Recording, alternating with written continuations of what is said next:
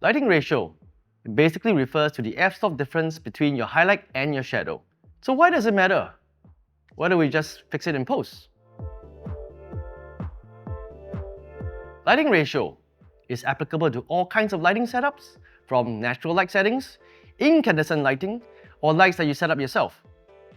Examples of lighting ratios are 1:1, flat lighting, 1:2, one-stop difference, 1:4, two-stop difference, and 1:8, three-stop difference. So why don't we just fix it in post? Well, let's give it a try, shall we?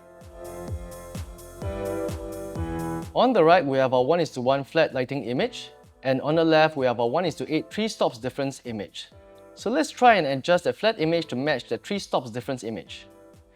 Let's start by increasing the contrast in curves. But as you can see, aside from the saturation that's gone up, the contrast just doesn't look the same. Now let's try and adjust our 1:8 three-stops difference lighting image to that of the 1:1 flat lighting. Let's adjust our shadows, bring down our highlights. But as you can see, even with all the adjustments, we just can't make it as flat as the original 1:1 image. On the right, we have our 1:4 two-stops difference image, and on the left, we have our 1:8. So let's see if this is a better candidate for adjusting it in post.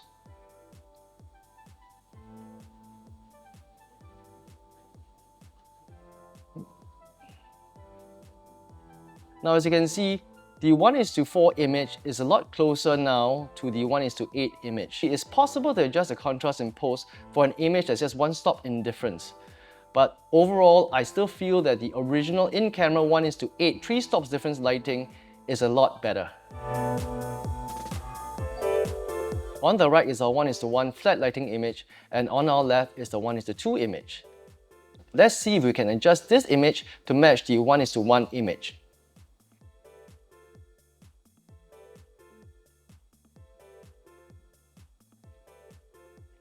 Bring the blacks down a little bit. And exposure, bring it down a little bit. As you can see, it's not perfect, it's close, but once again, it's always better to get your lighting right in camera. So why is it so difficult to fix your lighting and contrast ratios in post? Well, the midtones make up 70% of your image data. It can be very difficult to create tonal separation for your midtones. It's easy to fix your highlights and shadows in post. If you're shooting a photograph, it's still possible to create additional tones by masking. If you're shooting videos, it can be very difficult to create tonal separation in your midtones, and rotoscoping is not fun and it can be very, very difficult.